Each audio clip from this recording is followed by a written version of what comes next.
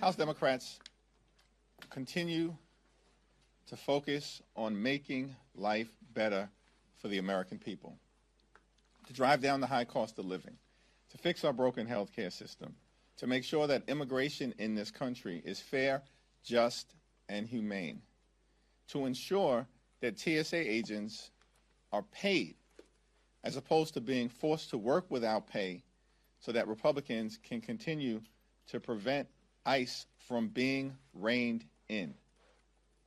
And of course, we're going to continue to work on ending this reckless war of choice in Iran, where Donald Trump and Republicans are spending billions of dollars to drop bombs in the Middle East, but won't spend a dime to extend the Affordable Care Act tax credits in order to ensure that more than 20 million Americans are able to afford to go see a doctor when they need one.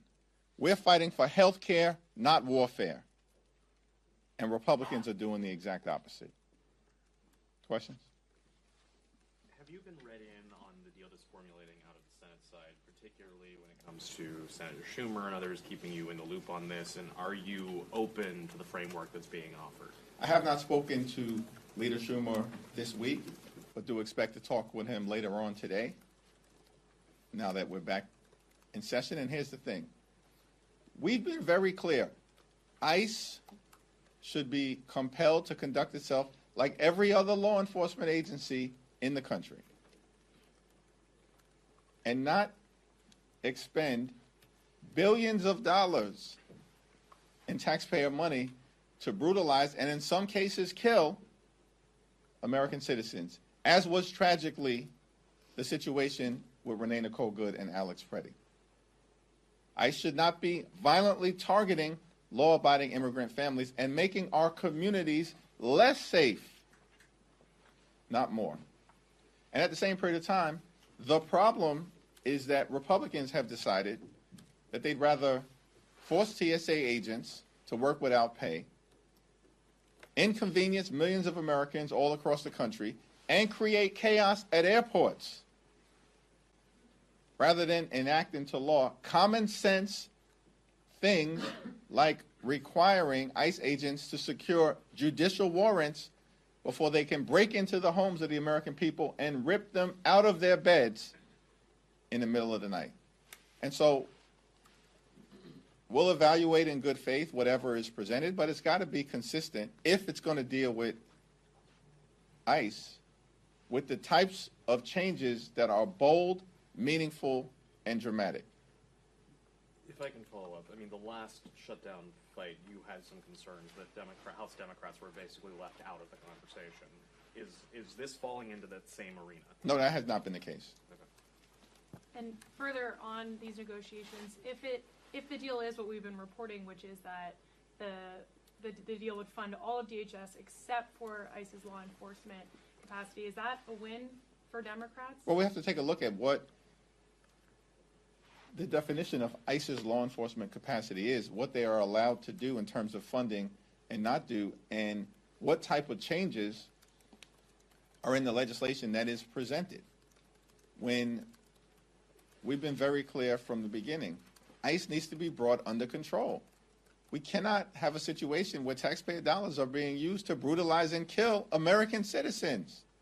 It's not a complicated proposition that we've been fighting hard to achieve. In a country where the American people want immigration enforcement to be fair, just, and humane, we're going to continue to make sure that there are secure borders. But we do have a broken immigration system, and we should fix it. Let's do it in a comprehensive and bipartisan way. But what this Trump administration has done, trying to jam these extreme mass deportation, violent policies down the throats of the American people, is unacceptable. And it's a non-sustainable thing at this point in time.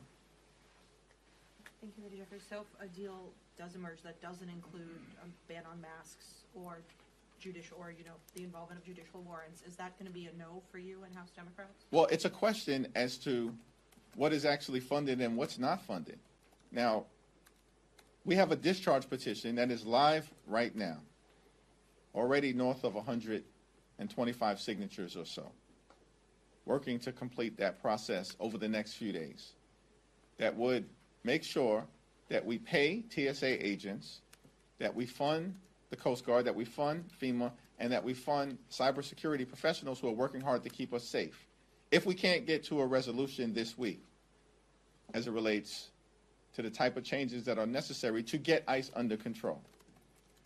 Now, if it's that type of agreement, then of course there's going to be strong Democratic support. It's consistent with the legislation that Congresswoman Rosa DeLauro has already introduced and that we're working hard to force an up or down vote on the House floor. If it's something different, then it remains to be seen how House Democrats will react. We'll have to have a conference, a caucus meeting to discuss it.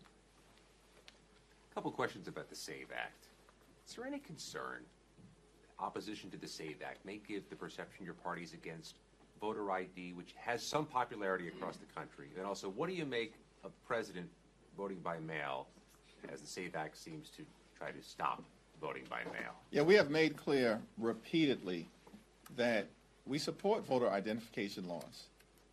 And here in this country, elections are administered by states and localities, and each state and locality has the ability to determine what is the most appropriate form of voter identification that should be required for their citizens to participate in voting in that state. New York State has very strong voter identification laws, which I support, and which does facilitate voting that allows for maximum participation by citizens, while at the same period of time ensuring that the elections are free and fair. This is a states' right issue. What happened to the days when Republicans actually supported states' rights? These people are phony. And the example right now, amongst many, is the fact that for years Donald Trump has been railing against voting by mail, only to turn around and vote by mail in the special election that's taking place today in Florida. That's king-like behavior. Rules for me that don't apply, but not for thee. That's his position. And this legislation, the so-called SAVE Act, has nothing to do with ensuring that elections are conducted with integrity. Donald Trump and Republicans who are in the midst of running the largest pay-to-play scheme in the history of the country, if not the world, want to lecture us about integrity, get lost. They've got zero credibility on the voting issue or on any of these issues. This is all about trying to prevent a midterm massacre at the polls, because Republicans know they have failed the American people. They have failed to lower the high cost of living. Life is more expensive. They've broken our health care system. They're spending billions of dollars to drop bombs in the Middle East, won't spend a dime to make life more affordable for the American people, and they've been losing elections for the last 15 months. And so Republicans have concluded that we better try to jam this so-called Save America Act down the throats of the American people as part of our continuing schemes to rig the midterm election. We're not going to let it happen. Thank you, Mr. Leader. During the last shutdown, last fall, you mentioned that Republicans wouldn't be able to move forward without approval from the president. It was part of the argument that you and Leader Schumer made to have the meeting in the Oval Office with the president. Senate Republicans told me this morning that the president has signed off on the offer that Senate Republicans have sent to Senate Democrats. Is the president's sign-off part of the calculus that Democrats will have as they decide how to move forward? If you still believe that Republicans, especially in the House, can't do anything without the president's permission, how important will his sign-off be in any decision that Democrats make on how to move forward on this issue? Well, Of DHS funding. Yeah, well, listen, we know it's an irrefutable fact that House Republicans can't do anything without getting permission from Donald Trump. House Republicans don't work for the American people. They work for Donald Trump. They've demonstrated that repeatedly. They are nothing more than a reckless rubber stamp for Donald Trump's extreme agenda. And so part of the reason why there haven't been fruitful or successful negotiations for more than 30 days in the midst of the Trump Republican shutdown of the Department of Homeland Security, which is now inconveniencing millions of travelers all across the country, is because Donald Trump hasn't given them the sign-off to sit down and have a conversation with Democrats to actually negotiate a resolution that's consistent with our values on all the things, including immigration enforcement. And so we'll evaluate the proposal. Nothing has been presented to me yet, so there's nothing for us to evaluate as it relates to any direct communication with Mike Johnson or Republicans. But if there is something to evaluate, I'll have the conversation with Leader Schumer. We'll talk to our colleagues on the other side of the aisle. Details are going to be important in terms of what's funded and what's not funded in the absence of meaningful, bold, or dramatic changes that need to be made to rein ICE in and get them under control. And just on you not speaking to Leader Schumer yet, do you just attribute it to the fact that you all are just getting back today, or are you still in regular communication? Yeah, we're in regular communication. I was on the road yesterday. It's my expectation to talk to him later on this afternoon. Thanks, Leader Jeffries. You've mentioned ICE a number of times. You haven't mentioned CBP, but that's part of the DeLauro bills. You're withholding funding from ICE and CBP. It's our understanding that the deal that's emerging over in the Senate would fund CBP in full. Is that a red line over here? Does CBP have to be a part of this broader enforcement mechanism that you want to withhold funding from until you get these reforms? Yeah, my opposition relates to ICE and Donald Trump's violent, extreme mass deportation machine. And to the extent that any other parts of DHS are part of it, then there's got to be dramatic changes that are made, and in my view, funds withheld until that period of time. If there are restrictions that have been built into the legislative proposal that apparently Republicans have presented or are prepared to present to us, then we'll take a look at that. Last week, you sort of floated or teased a war powers resolution. Can you share any more details on the contours of that resolution? Yeah, we're in ongoing conversations with Greg Meeks and Jim Himes and Adam Smith about moving forward with a war powers resolution sooner rather than later. When we present something on the floor, it's our determination to win. We need to end this. The House needs to act. Billions of dollars in taxpayer money should not be spent in dropping bombs in the Middle East right now when life is unaffordable for the American people. These extremist Republicans have made life more expensive. The Trump tariffs have made life more expensive. This war is dramatically increasing gas prices all across the country.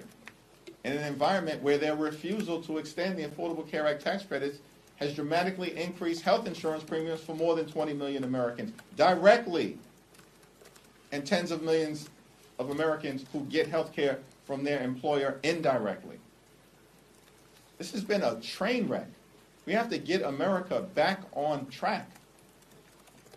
And it's our commitment as Democrats to do that. And part of that is going to involve making sure we can pass a war powers resolution on the floor that succeeds on the floor, and led by Greg Meeks. That's what we're working to do. Thank you, Leader Jeffries. What do you think about airlines like Delta cutting off these special perks for members of Congress while the shutdown is going on? We need to resolve the issue of paying TSA agents, and we should pay them now. This is not that complicated. Not a day should go by before we get that done this week. And I'm unconcerned with any services being cut off at this point to members of Congress. Our focus should be on everyday Americans, on hardworking federal employees, and on TSA agents, and we need to get this done this week. Thank you, everyone.